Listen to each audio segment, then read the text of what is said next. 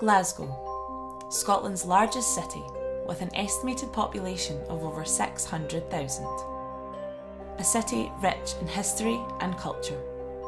But how many of us are actually aware of our city's history? In this documentary, we take a look at the dark, murderous, and the unexplained. This is the lore of Glasgow. For our first stop, we take a trip to the Gorbals on Glasgow's south side, an area known for its rich industrial past. Although in September 1954, things took a turn for the mysterious when a group of school children stormed a cemetery looking for a vampire. The man with the iron teeth story, it's amazing even till today in 2017. It's asked about quite a lot, and recently there was a play done in the Citizens Theatre about it. I kind of came across it through various research that I've been doing in different characters on the cemetery, and I had known about it through meeting lots of different people, especially local people, older local people who were actually there when it happened. I did some research on it, and it was amazing to find out that in 1954, in September, 150 children converged on the Southern Acropolis with crucifixes, crosses, homemade axes and penknives, looking for a man with iron teeth. There's lots of different adaptations to the name of it. It's the man with iron teeth, the man with metal teeth, or just the Gorbals vampire. But I think it's a great story to have a cemetery that's got an urban myth and legend attached to it. I feel the cemetery, it's important to promote the history and heritage of it, because basically, most importantly for the younger generation, local schools, primary schools, to let them get an ownership and identity with the cemetery. And again, it's part of their heritage and it's their history. The tale of the Gorbals vampire is now more prominent than ever, with a comic book series and a stage show performed at the Citizens Theatre. So the story of the Gorbals vampire, it actually got brought to me by Guy Hollins, who works at the Citizens Theatre. He had heard the story through one of the participants. They were actually one of the kids when it originally happened, and they were doing the classes and were talking about it, and they identified that story as a potential project or something that'd be good to go in as a big community show. So the play is written for a cast. I think we'll be performed it with a cast of 40, but it's deliberately written so that it can be performed with as big or as small a cast as possible, and it's basically told through the space of a week leading up to all the kids being in that graveyard alongside the Gorbals vampire. My God is Joss Whedon, and Buffy the Vampire Slayer is, I think, the best piece of telly ever written. So as soon as I heard there was something set in Glasgow that was also to do with vampires, I pretty much bit the hand off him to be involved in it. The square mile of murder marks an area at the edge of Glasgow's city centre, where 4 historic murders took place between the late 19th century and early 20th. I first became aware of the Square Mile of Murder thanks to the Glasgow author and journalist Jack House. He produced a book, I think in the 60s or 70s, called Square Mile of Murder. He was the one that coined the phrase, and it was subsequently turned into, I think, a 4-part BBC TV series which I watched, and that's when I first became aware of these 4 very famous Glasgow murder cases.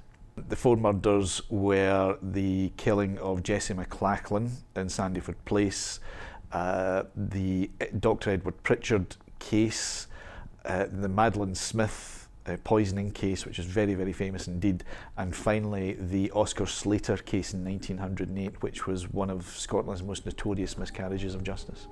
Perhaps the most famous one is the case of Madeline Smith, who was accused of poisoning with arsenic her illicit boyfriend. She was well-to-do, she lived in the West End of Glasgow. Her parents were very keen that she married in their social status, and she was having sexual relations with a gardener from the Channel Islands, I think. And the only way she could get out of it was apparently to poison the poor lad. And she did it in a very haphazard way. She bought the arsenic in her own name and somehow managed to get a not proven verdict. Madeline Smith, the debate rages whether or not she poisoned Pierre-Emile Langelier by putting arsenic in his hot chocolate. Nobody can be certain that she did. The evidence is, I would say that the verdict of not proven in that case was pretty on the mark. The evidence was pretty dodgy. The prosecution couldn't actually tie her down to having seen Langelier on the 3 occasions when they knew that he had taken arsenic. Although in his diary he does say that he was with her, but the diary was not admissible in court. The Sandyford murder case focused on Jessie McPherson, who was struck 40 times with a meat cleaver. Her friend, Jessie McLachlan, was accused and trialled for the murder. A judge found her guilty of murder, sentencing her to death. Due to public outcry, an investigation saw her sentence decreased to the lesser sentence of life imprisonment, of which she served 15 years. Jessie McLachlan, who was convicted of the murder of Jessie McPherson, she was certainly involved in some way, perhaps not in the actual murder, which is believed to have been done by an elderly man called James Fleming, who was the father of the man who owned the house. But Jessie McLachlan was certainly involved in some way. Whether or not it was after the fact, before the fact, she was certainly involved, and she did some time. Dr. Edward Pritchard was arrested at Queen Street Station, just back from saying goodbye to his wife, insisting her coffin be opened and kissing her goodbye with tears streaming down his face. For this, he became known as the Human Crocodile, a fittingly ghoulish title inspired by the legend that crocs cry as they devour their prey. He had come up to Scotland from England with his wife and family. He left there under something of a cloud because he had wandering hand trouble. Eventually he was brought to trial for the murder of his wife and his mother-in-law, poisoning by antimony. He was also, it was suggested, responsible for the earlier death of a maid who died in a house fire. It was said at the time that he had got her pregnant, but the post-mortem didn't back that up. So there was never any charges brought to that, but there were certainly some suspicions at the time. He was a bit of a lad, he liked to think of himself as a bit of a lad. He was having an affair with one of his maids, and he had taken out an insurance policy on his wife. Not a huge one, it has to be said, but it certainly existed, and he began to slowly poison her. She rallied when her mother-in-law came to stay from Edinburgh, but within 2 weeks her mother-in-law had developed the same symptoms and died. And obviously it meant that he had, in his eyes, she had to go so that he could carry on with slowly poisoning his wife, which he subsequently did. He showed all the Victorian hypocrisy of the age. He had the coffin open so that he could kiss her dead lips. He, threw a bit of a scene over the coffin. And when he returned to Glasgow after the funeral, he was arrested at the station by the police. Oscar Slater was wrongly accused for the murder of Marion Gilchrist. After facing trial and even being given an alibi by defence witnesses, Slater was found guilty and sentenced to death in May 1909. Within 48 hours of facing the gallows, he received the reduced sentence of life imprisonment. After a number of pleas, investigations and petitions, Oscar was finally released on November the 8th, 1927.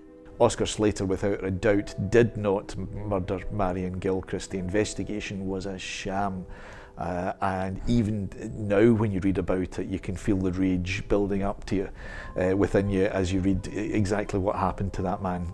Even in its day, there was unrest about the verdict and about the investigation. Sir Arthur Conan Doyle, the creator of Sherlock Holmes, took an interest in the case.